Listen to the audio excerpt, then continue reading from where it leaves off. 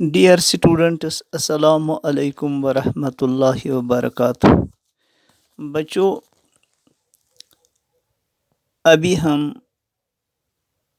Types of emotions का chapter पढ़ रहे हैं। तो इसमें आज हमें इसकी एक किस्म एंगर है, यानी गुस्सा है, जो हर इंसान में मौजूद होता है, जो हर इंसान में मुख्तलिफ मौक़ों में मुख्तलिफ हालात पेश आने पर इंसान के बदन में वो गुस्सा चढ़ जाता है। तो जैसे हमने सुना भी है कि गुस्सा अक्ल को खा जाता है।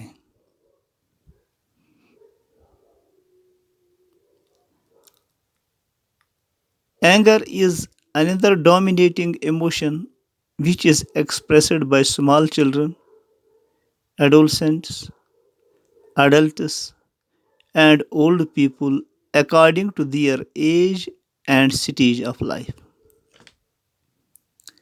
बच्चों, गुस्सा जो है, शरारत जो है, यह एक और एक इमोशन है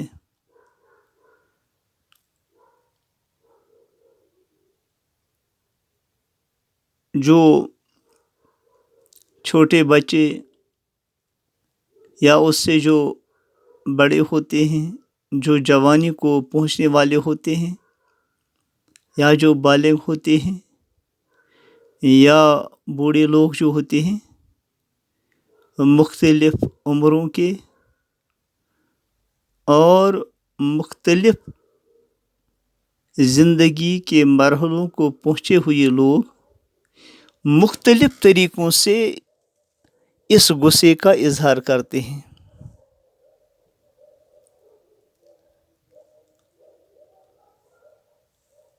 It has a great impact on the personality of the individual.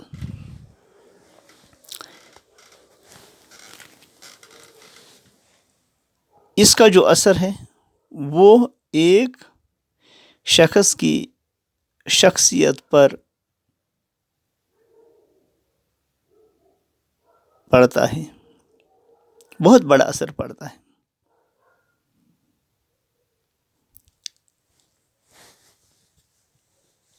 क्योंकि गुस्से के वक़्त अपने गुस्से को काबू में रखना,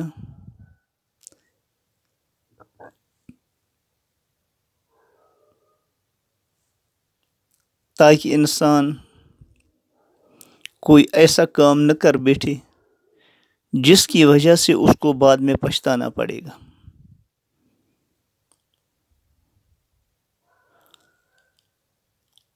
क्योंकि जो लोग गुस्सा को पी जाते हैं, जिनके अंदर सब्र होता है, वो कामयाब रहते हैं, और जिनके अंदर बेसब्री होती है और जो मामूली सी छोटी छोटी बातों पर जिनको गुस्सा आता है और फिर वो गुस्से का इजहार करते हैं, तो वो इससे नुकसान उठाते हैं। अब मुख्तलिफ लोग जो हैं वो मुख्तलिफ तरीक़ों से अपने गुस्से का इजहार करते हैं। मसलन small children expresses this emotion of anger by breaking things with in their reach.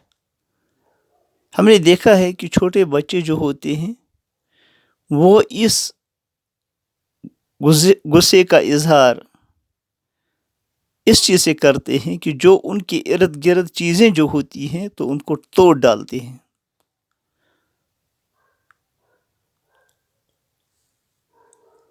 उनको दूर फेंकते हैं। और में withdrawing from the situation in resentment,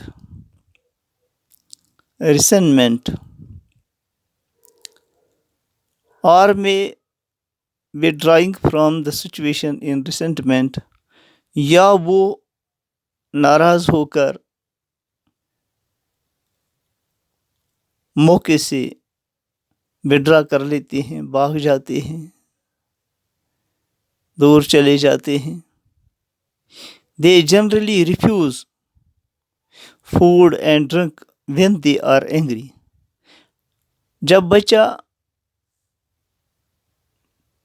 غصے میں ہوتا ہے، ماں باپ نے کچھ کہہ دیا تو وہ غصے میں آ کر پھر کھانا بھی چھوڑ دیتا ہے، کھانے سے بھی انکار کر لیتا ہے اور پینے سے بھی انکار کر لیتا ہے. When angry, the adults speak loudly. اور ہم دیکھتے ہیں کہ جو بڑے ہوتے ہیں، جو بالغ ہوتے ہیں، جب وہ غصے میں ہوتے ہیں تو وہ شور کرتے ہیں، بڑی آواز میں وہ دوسرے لوگوں کو پکارتے ہیں، زور زور سے باتیں کرتے ہیں. میک اسٹرینج فیشل ایکسپریشنز، اور ان کے چہرے پر عجیب اثرات رونما ہوتے ہیں. ان کا چہرہ بدل جاتا ہے، ان کا چہرہ زرد پڑ جاتا ہے، لال ہو جاتا ہے.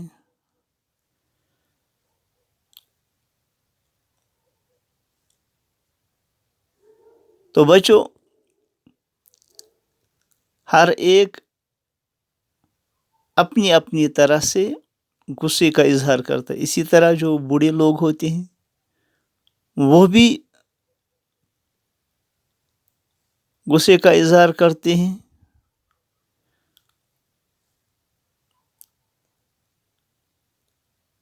اور اس کے کچھ کازز ہیں، اس کے کچھ وجوہات ہیں کہ غصہ کیسے چڑھ جاتا ہے.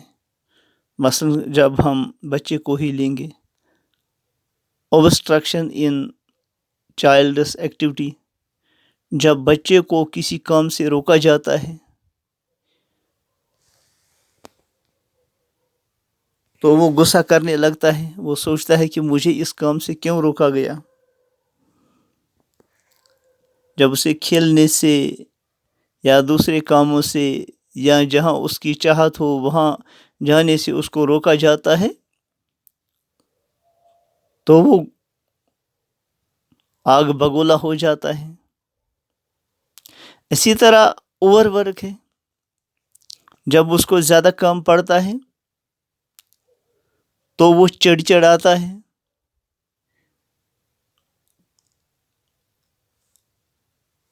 وہ غصہ کرتا ہے اپنے گھر والوں کے ساتھ، اپنے ماں باپ کے ساتھ. اگر اس کی ہوم ورک زیادہ ہو اور وہ اس کو کر نہیں پاتا ہے. اسی طرح جو ہے naan fulfilment of wishes, needs and plans, جو ضروریات ہوتی ہیں بچے کی، یا جو ان کی چاہتیں ہوتی ہیں یا جو ان کے منصوبے ہوتے ہیں، جب وہ پورے نہیں ہوتے ہیں تو پھر وہ غصہ کر لیتے ہیں.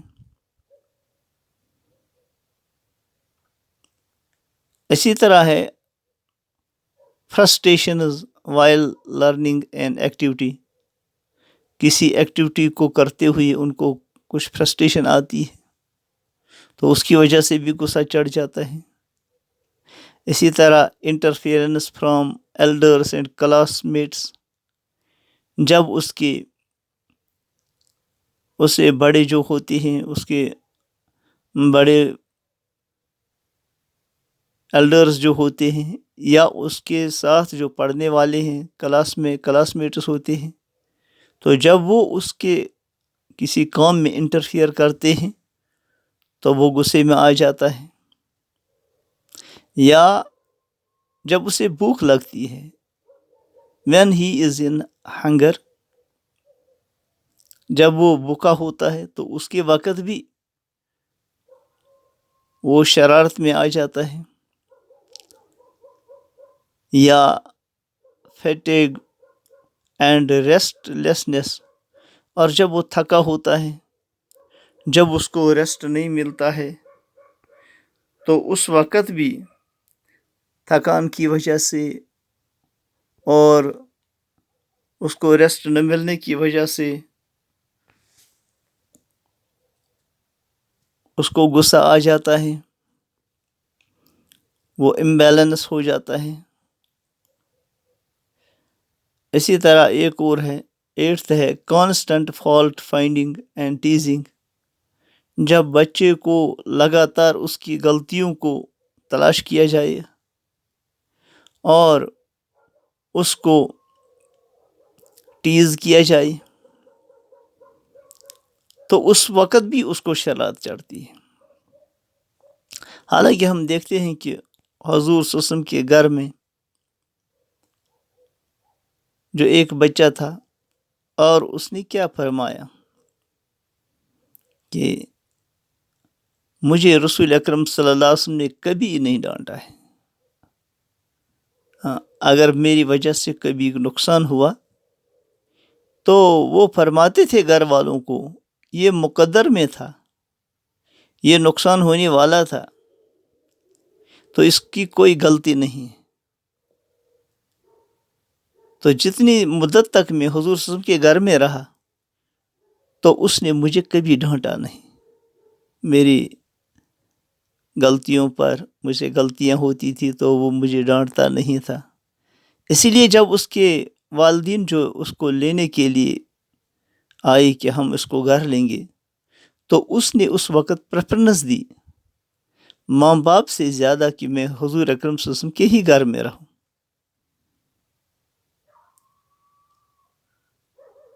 تو یہ اس کو جو شفقت ملی تھی، اس کو جو پیار ملا تھا،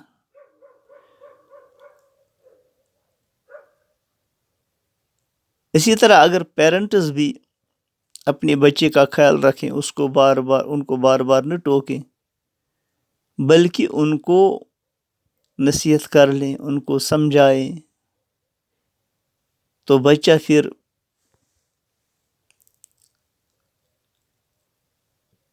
اپنی غلطیوں کو خود بخود درست کرے گا.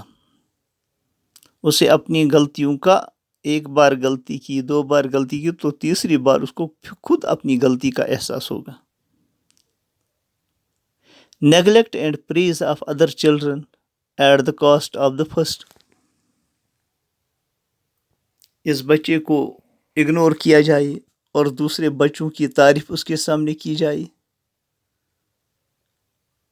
تو اس سے بھی بچہ جو ہوتا ہے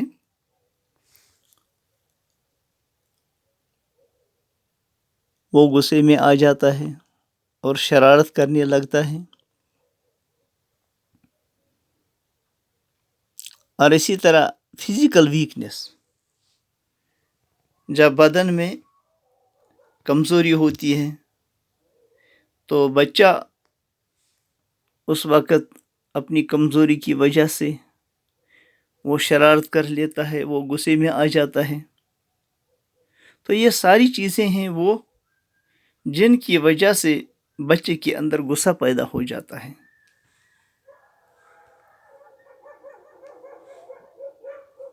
تو بچوں، یہ تھا آج غصے کے بارے میں کہ غصہ ہر ایک انسان کو آتا ہے، لیکن اگر اس کو بچے کو صحیح ڈھنگ سے اس کو ٹیکل کیا جائے تو اس کا غصہ جو ہے وہ اس کا رخ اچھے کاموں کی طرف ہوگا، برے کاموں کی طرف نہیں ہوگا. وہ اپنے ماں باپ سے نہیں چڑھائے گا، اپنے استادوں سے، اپنے کلاس میٹس سے، اپنے ایلڈر سے نہیں چڑھائے گا. تو بچوں، یہ جو اینگر ہے یہ انسان کی زندگی پر بہت بڑا اثر ڈالتا ہے. اس لیے آئندہ لیسن میں ہم انشاءاللہ اس کے ایڈوانٹیجز بھی پڑھیں گے اور ڈس ایڈوانٹیجز بھی پڑھیں گے. باقی السلام علیکم ورحمۃ اللہ وبرکاتہ.